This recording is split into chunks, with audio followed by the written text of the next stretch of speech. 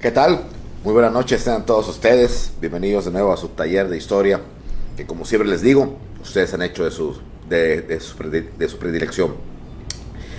Pues saludos como de costumbre, siempre cada lunes me da mucho gusto saludar a todos, aunque parezca repetitivo, pero nunca estará de más, porque pues en realidad agradezco mucho los comentarios y las visitas que tenemos en este programa que se transmite por Instagram y Facebook del Yucatán Country Club, quien es quien lo patrocina, y agradezco a los socios residentes del Country Club que se han interesado mucho por la verdadera historia de México, por la historia en general, por la cultura de nuestro país y en general, ¿no?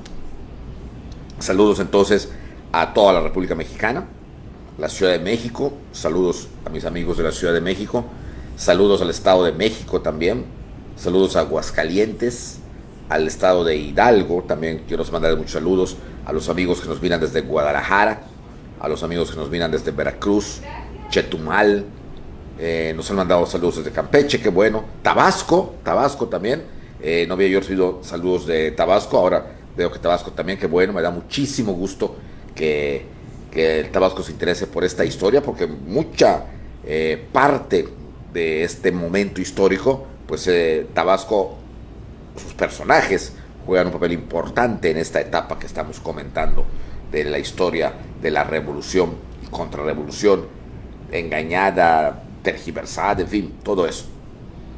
Saludos también a Baja California, saludos también a Tampico, a Tamaulipas, a Quintana Roo, en fin, a toda la República Mexicana, saludos también a Querétaro, los amigos de Querétaro que han mandado saludos, San Luis Potosí también, okay. Monterrey, que siempre está presente, gracias amigos de Monterrey, y del extranjero, pues obviamente los Estados Unidos, diferentes lugares, Camarillo que no falta, obviamente pues también de Europa, de Alemania han mandado saludos, en verdad, muchas gracias por esta preferencia que ustedes han tenido a este taller, y vamos a continuar porque el tema de hoy va a ser muy interesante, porque va a ser lo que un autor escribió, El general en la bombilla. Okay, vamos a ver efectivamente qué fue lo que ocurrió ese 17 de julio, tanto unas horas antes como unas horas después de esta fecha, 17 de julio de 1928. Bien, vamos a ver entonces qué había pasado. Ya comentamos y vamos a partir de las siguientes premisas. La primera, Obregón era quizá el personaje más odiado en ese momento en todo México. Eso es lo primero. Lo segundo, la ambición de Obregón era tan grande que se puede decir ya no tenía lealtades más que la gente que veía poderle sacar partido e intereses a la vuelta de Obregón a la presidencia. O sea, ¿a qué me refiero? Que no lo quería ya ni el gobierno de Calles, ni los callistas, ni los católicos, ni los cristeros, ni los militares, ni nadie. Quizá nunca en la historia de México se ha dado un caso de un individuo que tenga tantos enemigos de diferentes puntos y que en un solo lugar, en ese famoso restaurante, van a coincidir ante la imprudencia realmente de Álvaro Obregón. Entonces ya tenemos aquí dos premisas. La tercera, la violación total y completa del eslogan revolucionario. El hecho de que Obregón volvía violando el lema de la no reelección, que era el fundamento con el cual trataban de ligarse a la revolución maderista para darle sentido y sobre todo legitimidad al movimiento, porque la verdad era un movimiento usurpador que habían hecho los sonorenses al eliminar a Carranza, se venía abajo.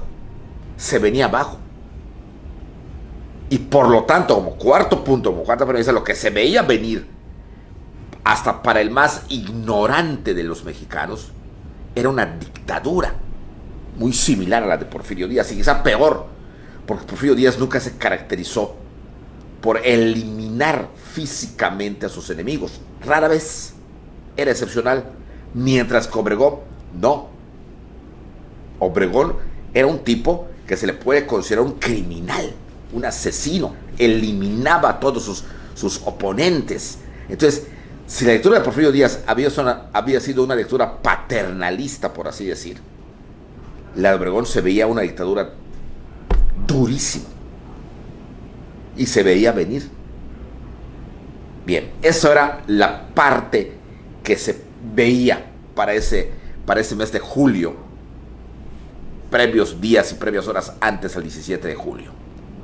Ahora, que también había reuniones que Obregón había tenido, y lo comenté la semana pasada, con los altos jerarcas de la iglesia en secreto. Obregón quería dar un golpe de timón a lo de Calles, sin importarle dejar mal a Plutarco Elías Calles. Es decir, vamos a imaginarnos esto. Obregón llegaba al poder y sabía, porque no era tonto, era un hombre muy inteligente, que tenía como enemigos a México y medio, por decir algo.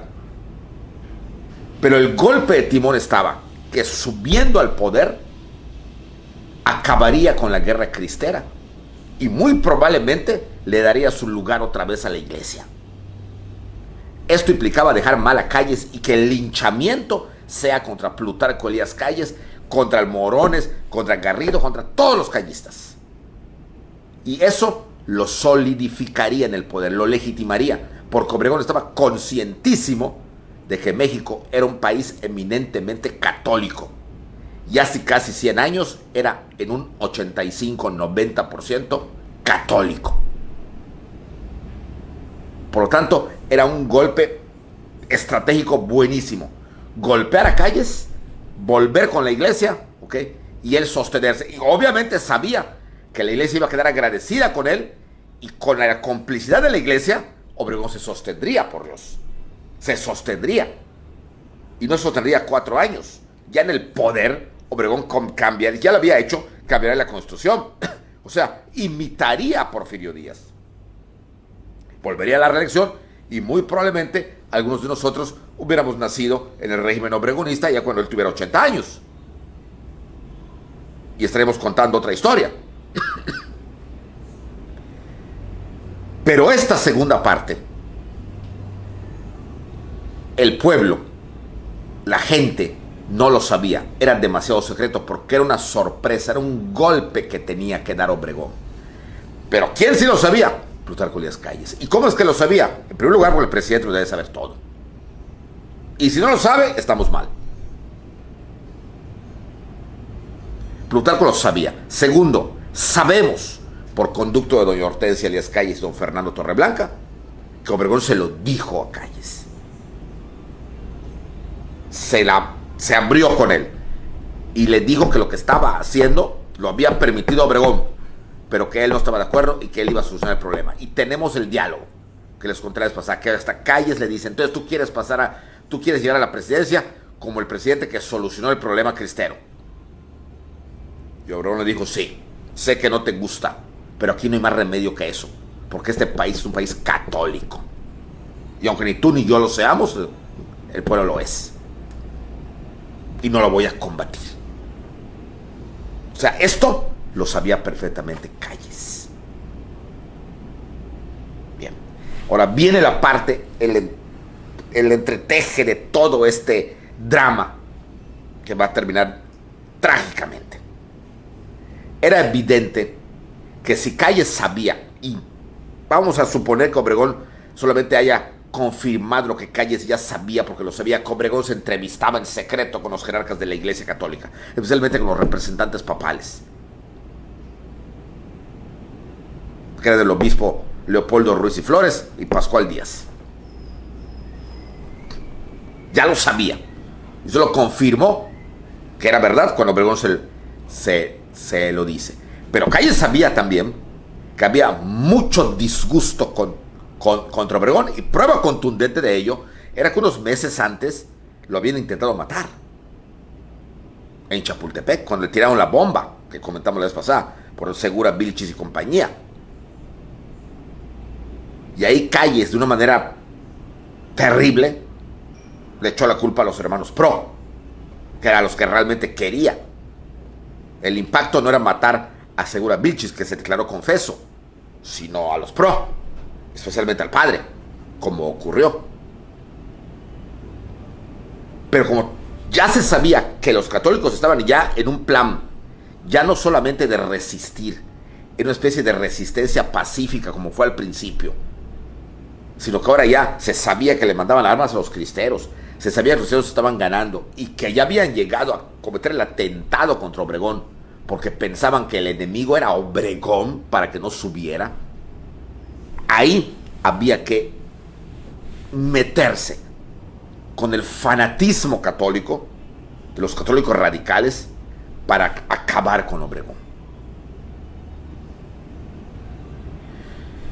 Hoy sabemos, a casi 100 años de esto, que en la casa de la Madre Conchita se reunían varios de estos individuos radicales.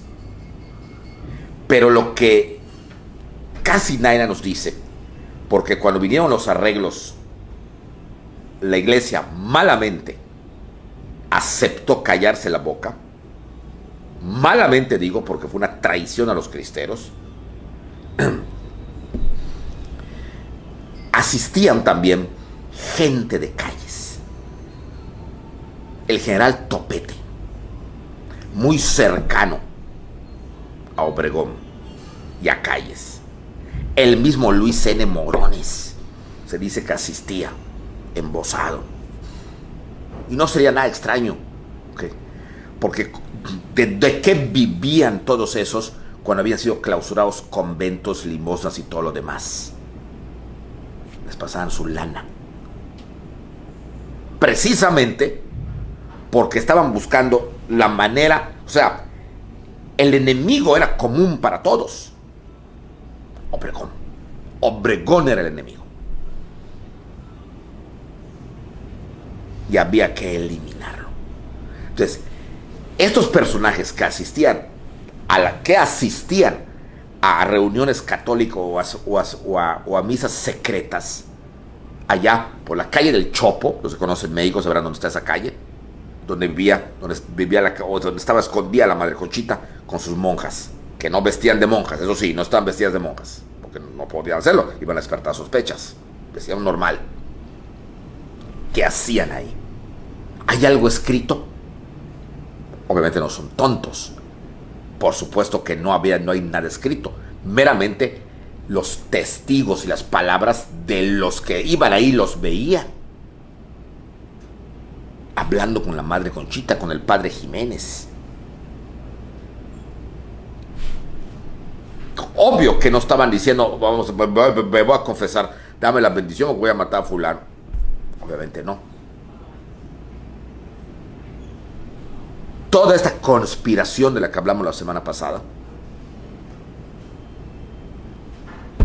se va a ejecutar el 17 de julio de 1928. Y ahí va la cosa. Obregón tenía varios eventos esos días. Y debido a que ya era el presidente electo, la presidencia llevaba la agenda. Y obviamente los guaruras que le daban a Obregón eran los guaruras que Calles le ponía. Y ese día había la agenda de Obregón, que se sabe cuál era, consistía en lo siguiente. Lo primero, una reunión con Plutarco Elías Calles, un desayuno con él en Chapultepec. De ahí, Obregón se trasladaría a su casa para descansar un momento, cambiarse. Luego, recibir en su casa, en México, en la avenida Jalisco, allá vivía Obregón, que ahora se llama avenida Álvaro Obregón, precisamente por él. Ahí vi algunos de sus partidarios, diputados y toda la cosa. De ahí, tendría un almuerzo a la 1 de la tarde en el restaurante de un español llamado La Bombilla, en un poblado cercano a México de San Ángel, hoy ya está en la Ciudad de México. Ahí almorzaría con los diputados de Guanajuato, que le hacían un almuerzo. Para entrar a ese restaurante, un restaurante campirano, que necesitabas un pase controlado por la presidencia. Y después, a las 3 de la tarde, se reuniría con los obispos para terminar las pláticas para solucionar el evento cristero. Ya que en ese momento, en el 28, la guerra estaba en lo más álgido. En lo más álgido. O sea, había como un empate entre ambos. Y se puede decir que debido a Enrique Gorostieta, que había logrado unificar a los cristeros, principalmente de la región del Bajío, estaban ganando.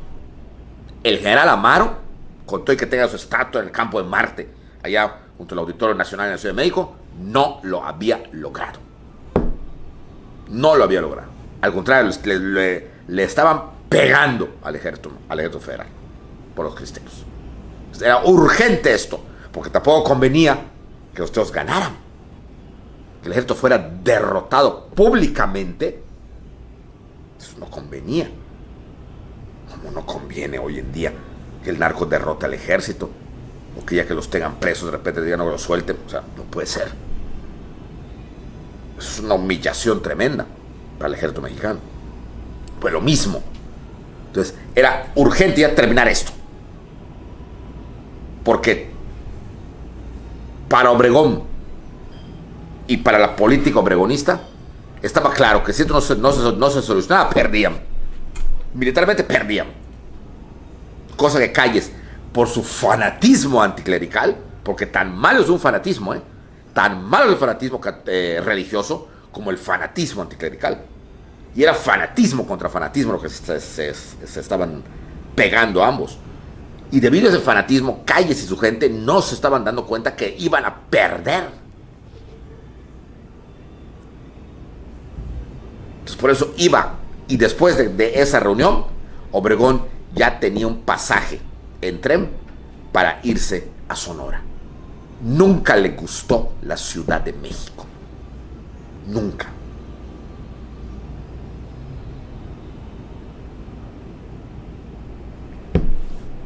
Esa era su agenda. Esa era la agenda de Obregón. Bien, pues empezamos.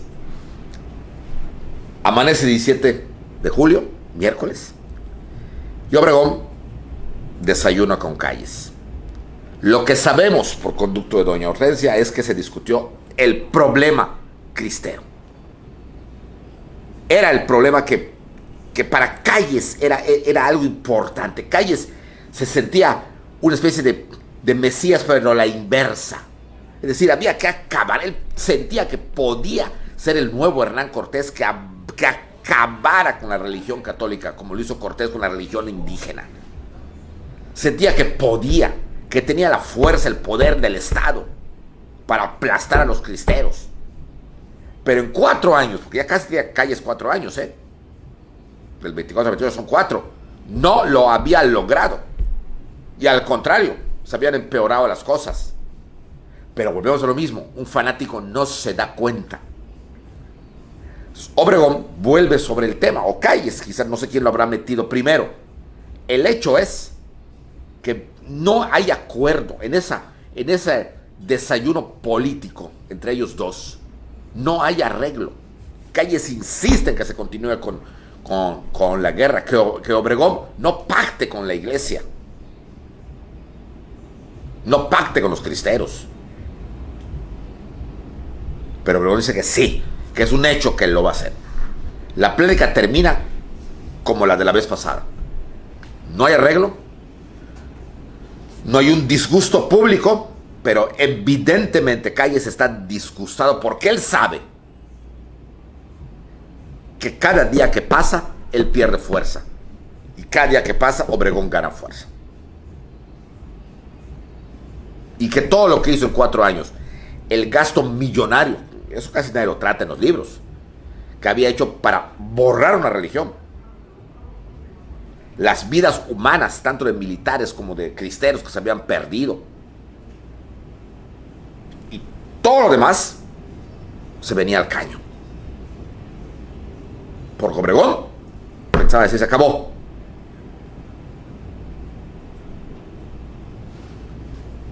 Ojo ahí, hay un disgusto. Después de ese desayuno, Obregón se retira a su casa, recibe a varios personajes, ¿okay? Obviamente el pre-besamanos, por así decir. Ya Obregón era el presidente electo.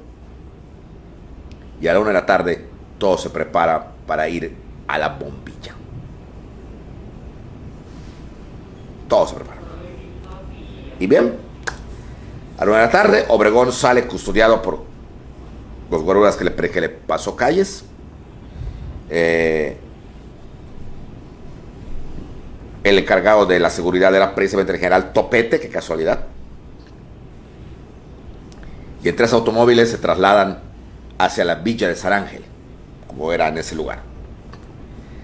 Un restaurante campirano muy bonito, en donde acudían, era el restaurante de moda, por así decir, acudía la clase alta, los políticos, en fin, se veían manjares, vinos, en fin, de todo.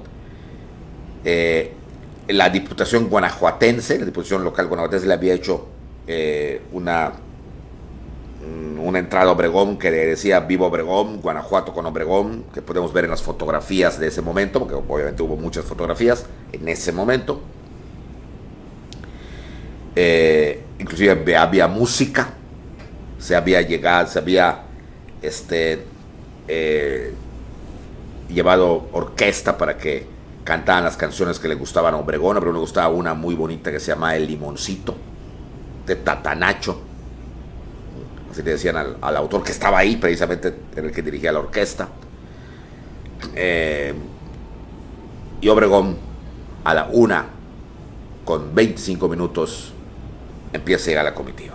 La gente ya estaba ahí, los diputados ya estaban ahí, y alguien grita: ahí viene el general Obregón, el candidato Obregón, el presidente Obregón. Entonces la gente se levanta, sale a la puerta, todos, eran como 50 personas. Ay, pues aplaudían: ¡viva Obregón, viva Obregón! Se abren las portezuelas, el manco se baja, ¿okay? Muy contento, rodeado de guaruras. El tipo era muy el clásico norteño, muy sincerote, muy buena onda, muy hola, ¿qué pasó? Cuando ve a Tatanacho: maestro Esparza, el maestro Esparza Oteo, qué bueno que lo veo, qué bueno, ¿cuál quiere que le cantemos? Cánteme el limoncito, esa quiero que hoy mientras comemos. ¿Qué pasó? Señor presidente, oh, sí, ya soy presidente, pero no lo digan porque se puede molestar Plutarco. ¡Ja, ja, ja! O sea, y entonces lo acompañan hasta lo que era la mesa, que estaba como en herradura. Era una mesa que estaba en herradura. Y Obregón obviamente estaba en medio. Se hace con los políticos, ¿no? Como no estaba cerrada. Y se sientan, al lado de Obregón se sienta Aaron Sainz, otro personaje también cercano a Obregón. Se sientan Topete por un lado, y empiezan a servir primero pues las entradas, las cervezas por todos lados. Y todos están allá tranquilamente brindando: ¡viva Obregón, que hable el futuro presidente, que hable! Se paró Obregón, y las palabras de Obregón públicas, quizás su último mini discurso, fue que dijo: pues me da mucho gusto, que estar acá con ustedes, porque eso demuestra que Guanajuato es un estado que va para arriba, porque ha apostado por la revolución. Y lo que vamos a hacer, es todo por la revolución, por la igualdad y la democracia. ¡Viva Guanajuato! ¡Viva! Entonces se sienta Obregón, empiezan a tomar la botana y todo demás, conversando. Ahí pues no sabemos qué conversaban, estarían conversando. Y nadie se fija, o si se fijaron, no podemos decir sin nadie, que un personaje, un joven de 28 años, muy joven, asistente asiduo a las reuniones de la casa de la madre Conchita, se acerca a la entrada del restaurante, y obviamente los guaruras lo detienen. Sin embargo, él muestra un pase que le daba pues permiso para entrar, y lo dejan entrar. Primera sospecha: lo dejaron entrar. Nadie lo revisa, A pesar de que Obregón tenía 20,000 amenazas de muerte, él tenía un traje con un chaleco, y dentro del chaleco tenía una pistola. Una pistola. Entra, se sirve inclusive una cerveza. Había entrado antes al baño para checar que todo esté bien, que la pistola estuviera cargada. ¿Cómo lo sabemos esto? Por las declaraciones de este joven, que se llamaba José de León Toral. Y entra. ¿Quién era Toral? Era un joven católico, hasta cierto punto fanático, como casi todos los que iban a la casa de la Madre Conchita. Se dice que había estudiado en la Facultad de Arquitectura de la Universidad Nacional de México y que sabía dibujar. Era casado con una joven muy guapa, se dice muy guapa, a la que luego le llamaron la viuda de Toral. Se llamaba Paz Martín del Campo.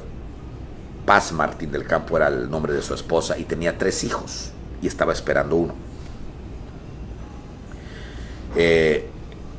Su vida era normal hasta ese momento.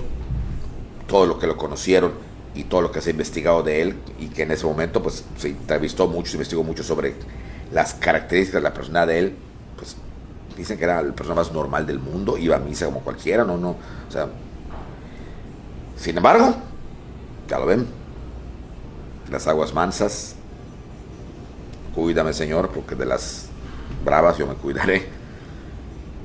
Pues él logró entrar. Y como era dibujante, tenía un blog. Y en su bolsa tenía un lápiz y empieza a dibujar las caricaturas, por así decir, o las caras de los asistentes. Ese lugar. Topete lo ve y manda un guarura para que preguntara qué estaba haciendo. Y le muestra las caricaturas. Y aquí viene lo más interesante. Ok, Topete dice, déjenlo.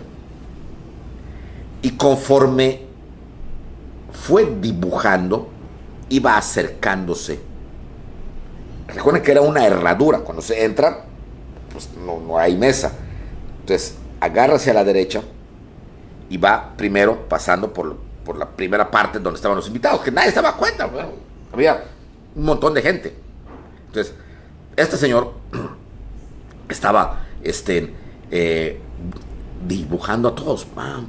Y va hasta que llega a la punta donde estaba, por así decir, sentado Obregón. Y va dibujando. Tenemos el dibujo de Toral. En internet lo pueden ver. El que le hizo a Obregón con lápiz. Existe. Ese dibujo Obregón. Y se va acercando y queda exactamente a espaldas de Obregón. Y yo me pregunto, ¿dónde estaban los guaruras?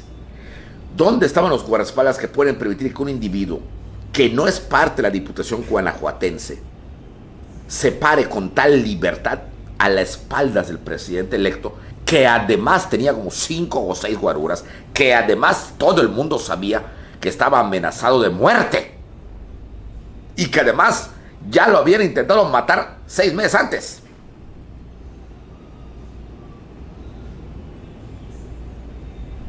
Una falla en la logística de seguridad. No lo creo. ¿Casualidad? ¿Descuido? En política no hay descuidos. Y menos en la política mexicana. Hay de adebis, hay de adrede. Lo dejaron llegar a espaldas de Obregón. Y cuando él está de espaldas a Obregón, y Obregón estaba ya, tenemos también el plato que tenía Obregón, las fotos del plato que estaba comiendo. Obregón estaba, le servía porque solo podía manejar la mano izquierda, ¿no? Claro, no, tampoco lo estaban criando, ¿no? No que le estaban dando en la boca, no, nomás le servía. Y entonces, José León Toral, este joven, se acerca por el lado derecho de Obregón y le dice, mire general, mire, okay. Y le muestra, quizá fue lo último que vio en su vida Obregón, le muestra el dibujo. Obregón lo ve, el blog, y en ese momento, con la rapidez del rayo, el muchacho, mientras Obregón veía el dibujo, el joven Toral saca la pistola, se la pone con la rapidez en la sien a Obregón, y ¡pam! ¡Pam! ¡Pam! ¡Pam! ¡Pam! ¡Pam! ¡Pam! Le descarga los 6 balazos, las 6 balas que tenía Obregón. Y va. Okay. Sabemos perfectamente bien que la primera bala le entró a Obregón y quedó sordo. Okay. Y luego, el cuerpo pesado de Obregón cae sobre la mesa. Y se arma el escándalo. Se oyen balazos. La gente siente que es un atentado. Se levantan todos. Se arma el caos en el restaurante. La gente trataba de salvarse. Los guaruras entonces agarran a Toral. Y le pegan, le quitan la pistola, le pegan, cae Toral, lo empiezan a patear, hasta que uno de los diputados de Guanajuato mete orden, porque ya era un caos, quieren salir todos, y entonces este diputado, cuyo nombre no recuerdo quién era, dice, por favor, calma, que no lo maten, para que diga quién lo envió. Y entonces agarran a Toral, quien ya estaba ya estropeadísimo. Rápidamente cargan a Obregón. Y lo meten a una ambulancia para llevarlo al hospital más cercano. Aún aparentemente estaba vivo. Pero en la ambulancia, quien se mete con Obregón son los guaruras de Calles. Y en la ambulancia, Obregón muere. ¿Qué pasó dentro de la ambulancia? Vamos a ver. Debido a esto, ya no tenía caso llevarlo a ningún hospital. Y entonces se da la orden de que lo lleven a su casa. Todo esto fue así. Obregón había muerto. Pero sigamos el proceso de esto. La ambulancia llega a la casa de Obregón, en donde se encontraba Rodolfo Obregón y la esposa de Obregón, la mamá de este Rodolfo Obregón Tapia, era el hijo de Obregón, joven, y María Tapia. El llanto, porque bajan Obregón, auténticamente como una cosa, como es la vida. Lo tiran allá en un sofá en la sala. ¡Ay! Lloraron, ¿qué pasó? Lo mataron, vamos a averiguar qué fue. ¡Ay! La señora que está ocurriendo. Pero doña María Tapia, buena sonorense y con un carácter gruesísimo, no se tragaba de que esto hubiera sido una casualidad. Ella decía, fueron ustedes, fue Calles. Y lo más chistoso, a los pocos minutos llega Calles a la casa de Obregón a dar el pésame. Pero llegó así, le salieron alas. Hay se dice por allá en algunos estudios sociológicos que cuando alguien es el autor intelectual de un crimen, lo primero que hace es presentarse a dar el pésame para que nadie sospeche de él. Recuerden que así de rápido llegó Calles cuando mataron a Obregón. Así de rápido llegó Salinas cuando mataron al carnal. Y también de rápido cuando mataron a Colosio. ¿Casualidades? O tratar de tapar el sol con un dedo. En fin. Llega Calles a dar el pésame. Pero María Tapia está furiosa, no quiere salir a recibir a Calles. Entonces Calles se queda en la sala y ve el cuerpo de Obregón tirado. Y esto nos lo cuenta el maestro Alfonso Tarracena. El maestro Alfonso Tarracena murió hace como 10, 12 años, de más de 100 años. Y escribió unos tomos que se llama la verdadera historia de la Revolución Mexicana. Que podríamos decir es la contrahistoria de lo que nos han enseñado a nosotros, algo parecido a lo que yo les explico. Es la contrahistoria, con la diferencia de que él vivió muchos de estos acontecimientos. Era un joven, y en ese momento era uno de los jóvenes que servían como asistentes de Plutarco Elías Calles. Y él cuenta y dice, no tengo más palabra que la mía, ya viejito ya lo decía, y lo escribió en uno de sus tomos.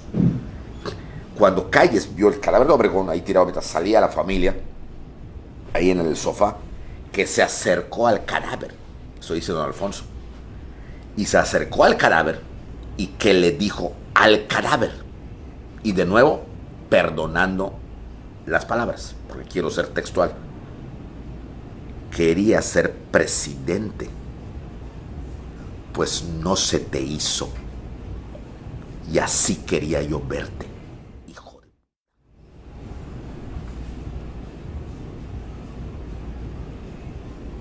Interesante, ¿no? Interesante.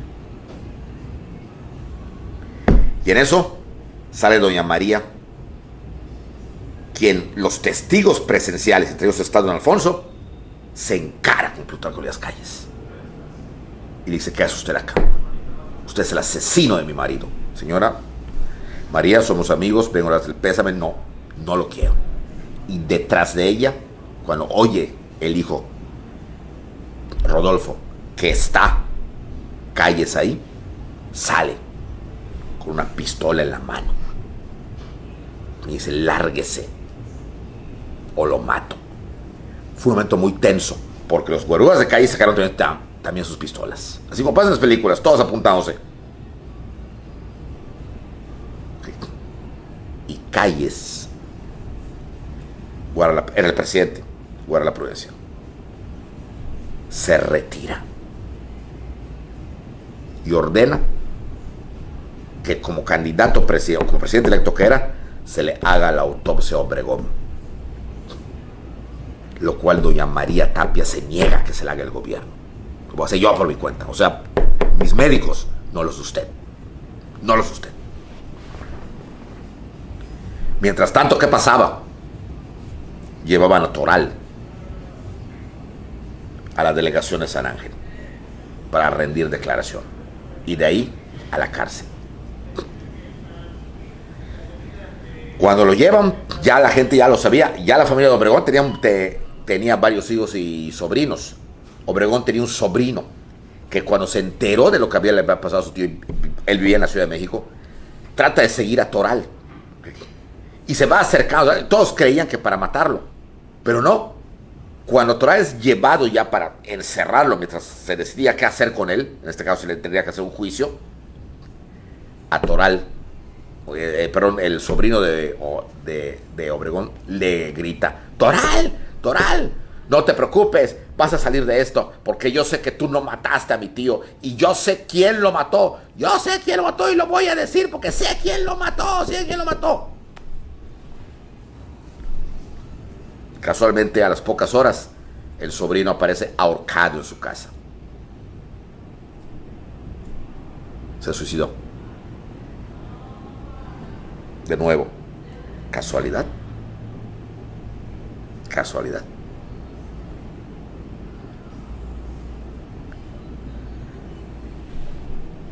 Bien, se le hace la autopsia a Obregón.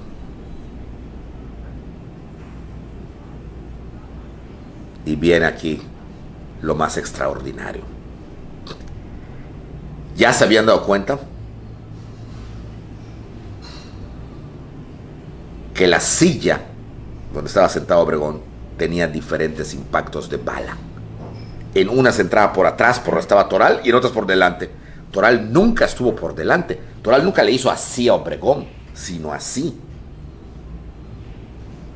¿Cómo le entraron las balas por este lado a Obregón? ¿Cómo? La pistola de Toral solo tenía 6 balas. Y los orificios de entrada del cuerpo de Obregón tenía 17 orificios, y de los cuales de balas de distinto calibre.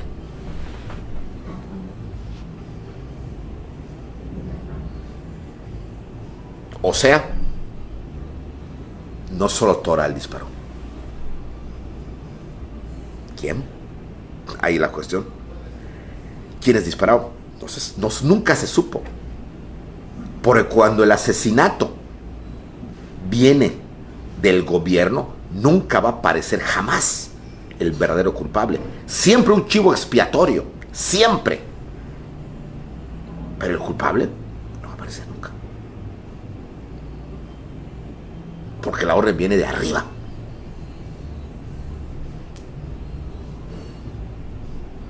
¿Desde cuándo viene la impunidad? ¿Quién castigó al que mandó matar a Carranza, a Herrero? Nadie. ¿Quién castigó a Salas Barraza, que mató a Villa? Nadie. ¿Quién castigó a Guajardo, que mató a Zapata? Nadie. ¿Quién castigó al que mató a Obregón? Bueno, dirán, pues Toral, sí, lo hizo público y notorio, es cierto, sí, porque fue el chivo expiatorio.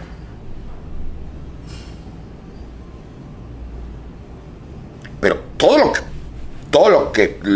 los detalles que son muy importantes en este caso, que ocurrieron para matar a Obregón, es obvio que estuvo planeado. Bueno, y esto se dio a conocer, según Tarracena, se le dijo a Calles. Y Calles dijo que esto sea totalmente escondido. De hecho, se supo esto hasta 20 años después, hasta en la época del presidente Manuel Ávila Camacho, que salió a la luz pública y se publicó en el Excelsior, en el Universal, la autopsia y las pruebas de que efectivamente, hasta inclusive las imágenes de que obviamente no solo Toral disparó contra Obregón, más gente. ¿Y quiénes pudieron haber disparado? ¿Los diputados de Guanajuato? Obviamente no. ¿Quiénes?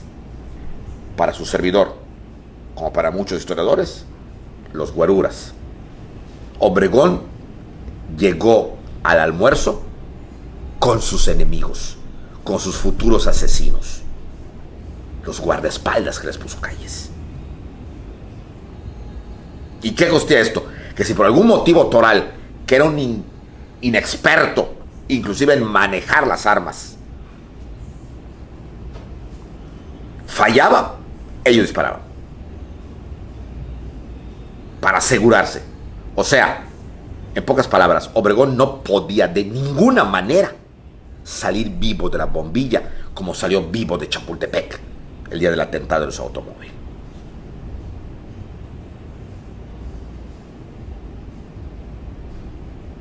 Si fallaba Toral, había más allá que lo iban a echar. Y aún disparando Toral como disparó, Toral no era ningún pistolero. Podía fallar. Era mejor rematarlo. Y otra cosa, ¿qué ocurrió adentro de la ambulancia? ¿Quiénes eran los enfermeros que lo llevaron? Probablemente eran enfermeros disfrazados. No lo sabemos. Quizá muchos de ustedes digan, ay, maestro José Luis, usted ha visto muchas películas de gángster. Es que es la verdad. Es la verdad. ¿Cómo es que había tantos calibres diferentes? Ahí lo remataron porque, eso sí, Obregón lo subieron vivo. Claro que se iba a morir de todas maneras, pero no querían correr ese riesgo.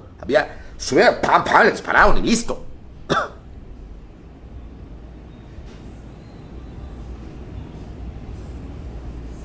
El crimen de Obregón fue un asesinato de Estado.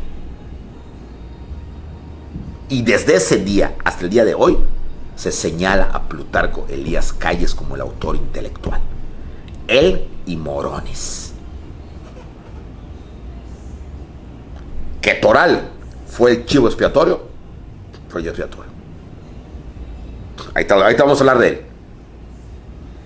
Cuando se sabe, porque doña María Tapia supo que obviamente había balas de diferentes calibres, había más de 6 orificios,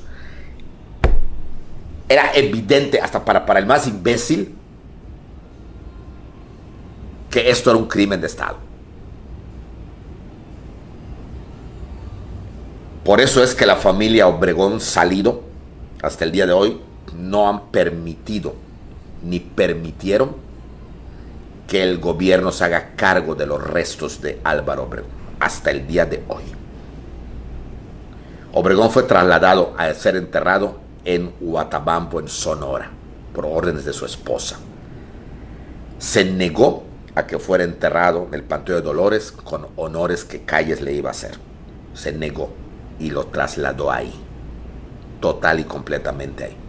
Lo único que logró el gobierno es tener su brazo que tenían ahí guardado, que había perdido hacía años en Celaya, y le hicieron un monumento, allá el famoso monumento del Parque La Bombilla, donde estuvo muchos años el brazo, que era un absurdo que estuviera ahí, ya no está, hasta que los nietos de Obregón en 1989 lo pidieron. El brazo ya no está ahí. Antes se podían ir y se podía ver. Y lo enterraron junto con su cuerpo.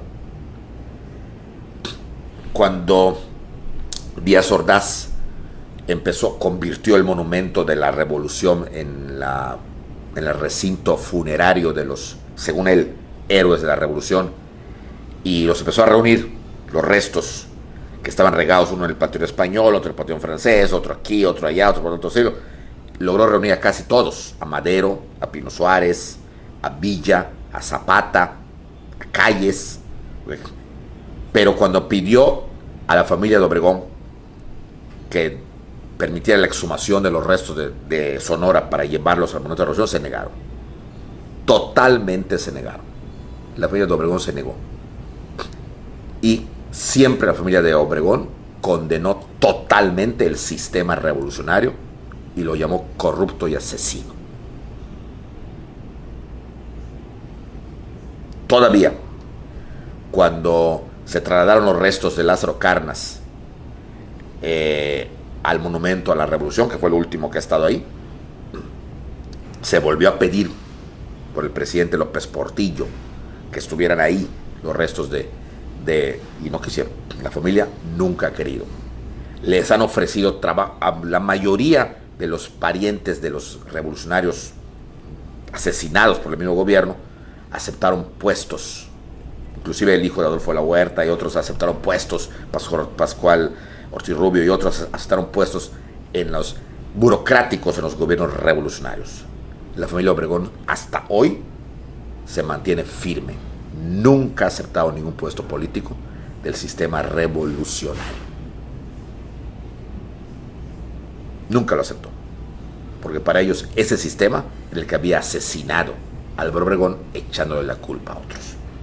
Pues bien, esto es lo que ocurrió con Álvaro Obregón. Pero ahora, ¿qué pasó después? ¿Qué pasó con Toral? ¿Cómo lo van a inculpar y cómo va a salir del gobierno de ese atolladero cuando la Vox Populi, todos le echaban la culpa a Plutarco Elías Calles? Porque en ningún momento se pensó, pero ni por acá, que fue una conspiración católica. Todos pensaron que era una conspiración política del mismo gobierno para eliminar a Álvaro Obregón. Pero estas consecuencias las veremos la próxima semana.